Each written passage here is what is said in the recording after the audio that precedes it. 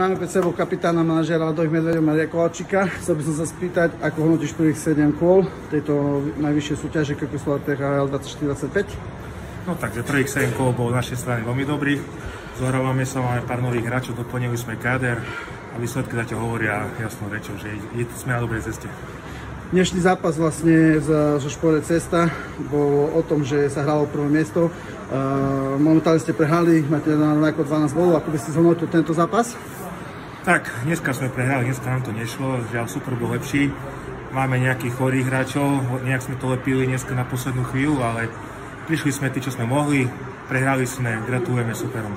Dobre, a ešte by som sa sa spýtal, aké sú vaše ambície tohto roku, keďže môj roku... Všetci sme tu ambiciózni v našom týme, sme mladé mužstvo, takže jednoznačne víťazstvo je našim cieľom. Tak nech sa darí ostatných zápasov, hlavne bez zranenia. Pred sebou kapitána More Madracov Špore Cesta. Chcel by som sa spýtať, ako hodnotíš momentálne túto ligu? Tak liga sa nám vyrovnala, tak už nie je to také jednoznačné, že je nejaký favorit. Je otvorený hokej, každý zápas je vyrovnaný, takže môže prvý aj s posledným prejsť. Dobre, chcel by som sa ešte spýtať, dneska sme sa stretli s Ľadovými Medveďmi, kde sa hralo vlastne o tzv. Prvé miesto. Ako by ste hodnotil tento zápas a vašu výhru? Tak bolo to také malé finále. Prvý, druhým bol to veľmi rýchly, kvalitný zápas. Dobre, nech sa darí, drž sa. Svoje pôsobenie v tejto lige, keďže tá liga je náročná a dosť kvalitná? Dalo by sa zlepšiť nejaké tie chybičky, ktoré som robil a ktoré som nepomohol chlapcom, ale budem sa snažiť najviac im pomôcť, čo sa dá.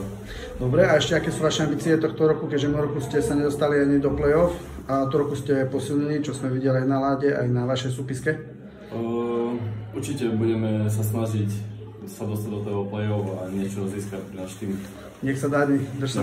Bol Borisa Kantoreka, hráča Foxy, ktorý prestúpil z minuloročného týmu Neutral. Boris, ako by si hodnotil momentálne prvých vašich 6 zápasov v tejto lige? Prvých 6 zápasov vyzerá byť celkom dobrý, keby sme viacej sa vyzbierali. Ale liga je kvalitná, menej mužstiev, ale zase kvalitných hráčov. Dobre, aké sú ambície vášho mužstva na tohto roku, keďže v roku ste hrali v finále, predtým rok Foxy vyhrali, aké sú vaše ambície tohto roku? Tohto roku máme také ambície, že by sme sa postupili hlavne do play-off a potom už zápasov sa bude stupňovať a pojeme do play-off. Ďakujem, nech sa darí.